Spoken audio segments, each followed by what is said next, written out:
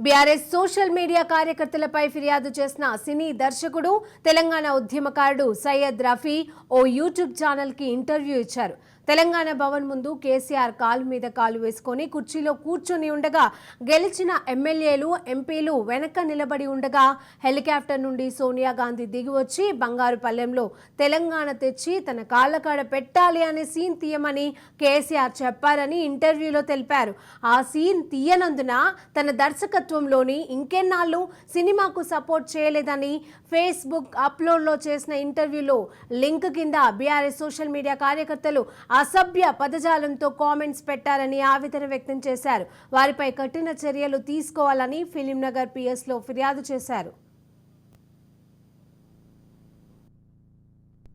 ఇంకెన్నాళ్ళు సినిమా గురించి ఒక ప్రస్తావన వస్తే నేనేమన్నా అంటే కేసీఆర్ గారు రాని తెలంగాణను వచ్చినట్టు తీయమన్నారు. సోనియా గాంధీ హెలికాప్టర్ నుంచి దిగి వచ్చి ఆయన తెలంగాణ భవన్ ముంగట కట్టె కుర్చీ మీద కూర్చొని ఉంటే గెలిచిన ఎమ్మెల్యేలు ఎంపీలు అందరూ ఆయన వెనుక నిలబడి ఉన్నప్పుడు సోనియా గాంధీ నడుచుకుంటూ వచ్చి బంగారు పల్లెంలో తెలంగాణ తెచ్చి ఆయన కాళ్ళ కాడ పెట్టాలని సీన్ తీయమన్నాడు సినిమాలో. అది రాని తెలంగాణ ఎట్లా తీస్తాం సార్ అని చెప్పి నేను ఆయన మాట వినలే. కాబట్టి ఆయన నా సినిమాకి సపోర్ట్ చేయలే.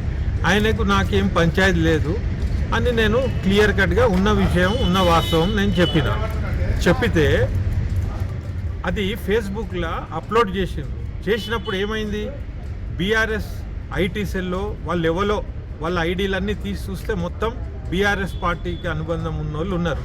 వాళ్ళు మొత్తం ఒక అసభ్యకరమైన భాష మొత్తం దారుణంగా ట్రోలింగ్ చేయడం స్టార్ట్ చేశారు. కాబట్టి నేను ఇవాళ ఫిలింనగర్ పోలీస్ స్టేషన్కి వచ్చి వాళ్ళ మీద కేసు నమోదు చేసిన, ఇప్పుడు ఎంక్వైరీ చేయమని చెప్పిన, వాళ్ళు ఎవరెవరు ఉన్నారో వాళ్ళందరినీ తీసుకొచ్చి వాళ్ళ మీద కఠిన చర్యలు తీసుకోమని చెప్పడం జరిగింది.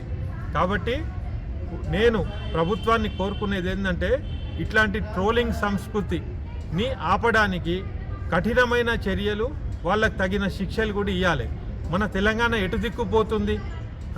మొత్తం బూతుల తెలంగాణ తయారవుతుంది.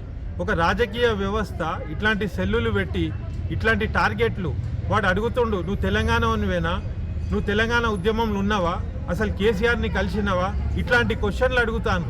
అయితే నేనేమంటున్నా అంటే ఈ తెలంగాణ ఉద్యమంలో నేను ఉన్నానా, కేసీఆర్ని కలిసినా అని అడుగుతాను అంటేనే ఒక అవగాహన లేనోళ్లను ఆడ రిక్రూట్ చేసి వాళ్ళకి జీతాలు ఇచ్చి మాలాంటి నిజాయితీ గల ఉద్యమకారుల మీద కూడా ట్రోలింగ్ చేస్తాను. ఇదే సంస్కృతి కనుక కొనసాగితే అసలు బీఆర్ఎస్ పార్టీ తెలంగాణ లేకుండా అవుతుంది.